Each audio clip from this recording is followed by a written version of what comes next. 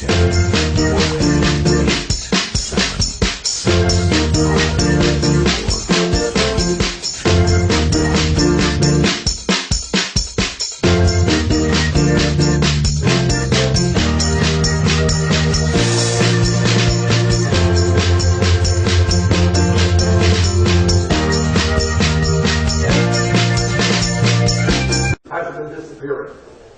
story of the day is that we have massive income and wealth inequality.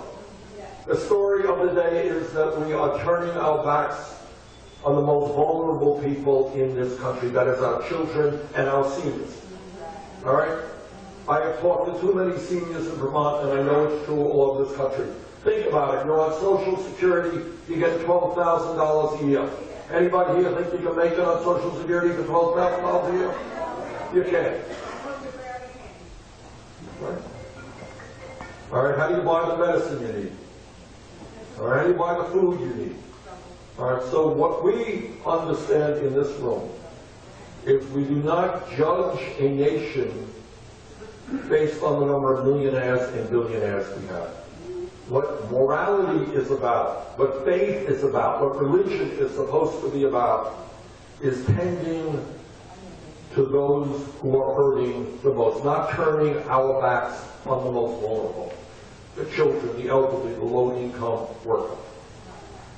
So what this campaign is about is saying to each and every one of us, you are very, very powerful people if you choose to exercise your democratic rights, if you choose to stand up and fight.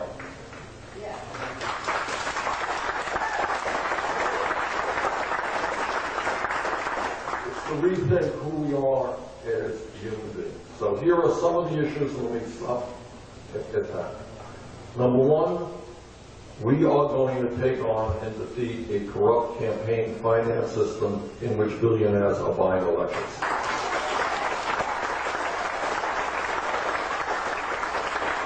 I'm very proud to tell you that this campaign has already made history. We don't have a super PAC. Unlike my opponent, I don't get money from Wall Street.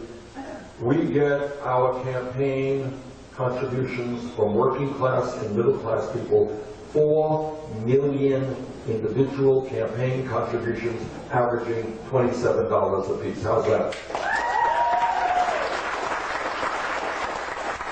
And together, we're going to overturn this disastrous Citizens United Supreme Court decision. And together we're going to move toward public funding of elections. So you want to run for office, you can run for office without having to ask millionaires for campaign contributions. Together we're going to end this outrageous level of voter suppression. Okay?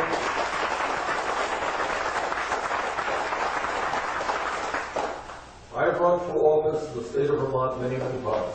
Sometimes I've lost, sometimes I've won. Never occurred to me, not once, to figure out a way that I can make it harder for people who might vote against me to participate in the political process. That's called political cowardice.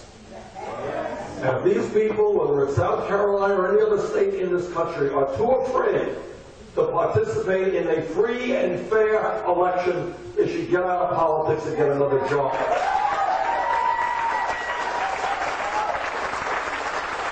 If we can't win an election on your ideas, if I can't convince you to vote for me, that I shouldn't be in this business.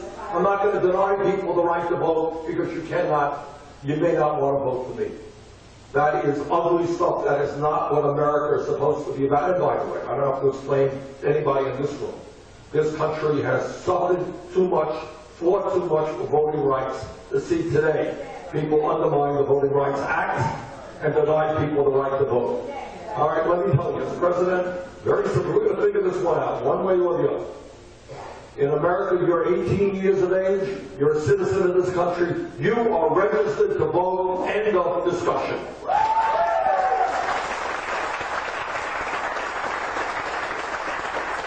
We should be embarrassed that we have one of the lowest voting turnouts in the world of major countries. I want to see us have one of the highest voting turnouts in this world. All right, I want to make it easier for people to participate. How can anybody argue against that? to make it easier for people to be involved, not hard.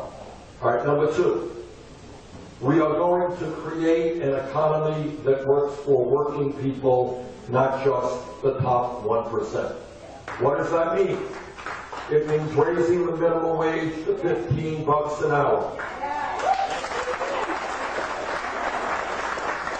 It means pay equity for women workers.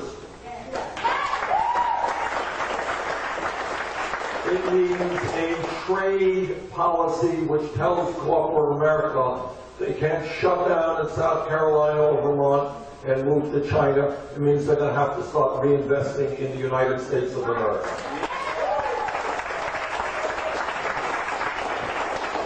It means understanding that real unemployment is a lot different than official unemployment. All right? Real unemployment is close to 9–10%.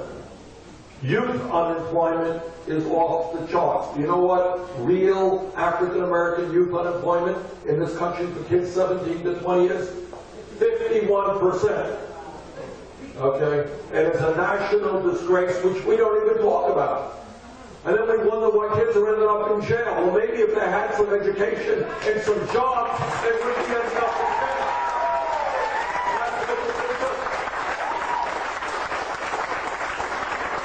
We have over 2 million people in this country in jail. Richest country in the history of the world, 2 million people rotting in jails. That is an international disgrace. More people in this country in jail than in China. All right, we're going to end that. We're going to provide jobs and education. We're going to reform a broken criminal justice system. We're going to have local police departments that work for the people, not against the people.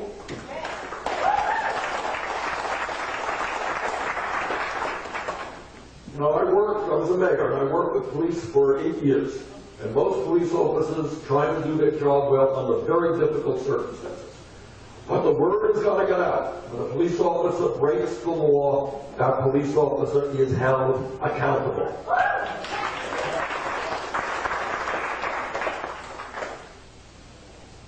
So that's what our agenda is about. Our agenda is saying to the young people here that if you have the ability and you want to get a college education in this country, you should be able to do so regardless of the income in your family. Right. All right? You know how many young people in this country want to go to college? They have the ability. How much their education can help our country with the kinds of jobs they can get. They can't afford to go. And then you got millions of others leaving school deeply, deeply in debt. I'm talking about $50,000, $100,000, $200,000 in debt. Do you think that in America we should be punishing people for the quote-unquote crime of trying to get a higher education? That doesn't make a lot of sense to me. I want to encourage people to get that education, not punish them for getting that education. And that's why we are going to make public colleges and universities tuition-free.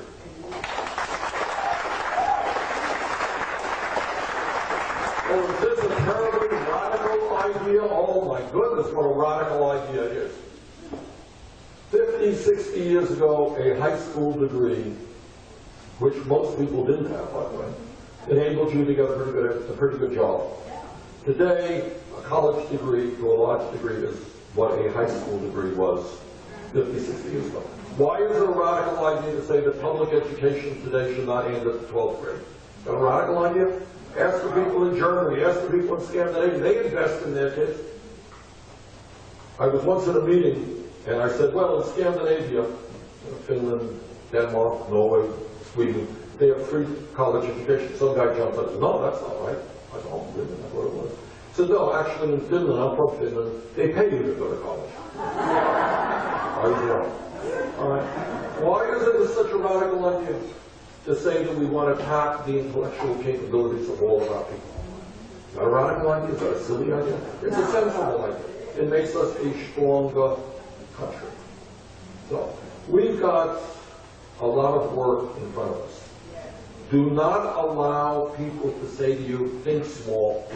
We can't do this, it's too big an idea. Do not. If we take that mentality when you go back to history, nothing would have ever been accomplished. If we had that mentality of thinking small, do you think we would have an African American as President of the United States today? People would have said, "We're kidding? This country will never overcome its racism. Can't be done." Do you think women today would have all kinds of opportunities which they didn't have 100 years ago? 100 years ago, women couldn't even vote in America. How do you think that changed? It changed when people came together and stood up and fought back. That's the history of America. That's where we are right now. And what it all comes down to is whether or not we have the courage to say to a very small number of people, really small, who control our political life, handful of people who are putting hundreds of millions of dollars into our political system, corrupting our political system, to elect candidates who represent them, whether or not we have the courage to create an economy that works for all of us rather than the 1%, whether or not we have the courage to say to the insurance companies and the drug companies, stop ripping us off. We are going to do what other countries around the world do, guarantee health care to all people as a right.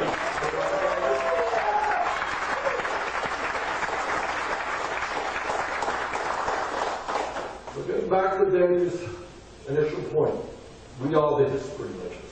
We can look and allow other people to make that, or we make it.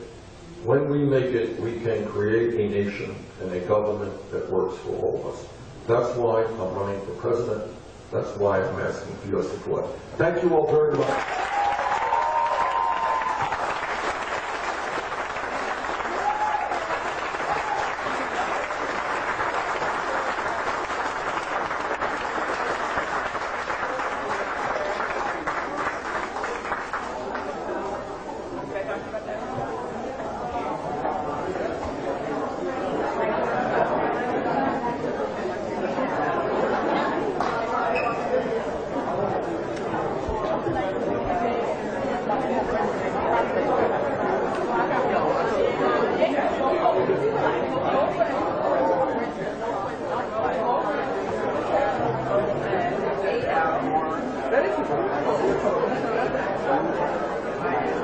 Time in history, realizing the legacy of Martin Luther King as he brings together this coalition of all of us right here in the service of justice, in the service of building a new America, in the service of us.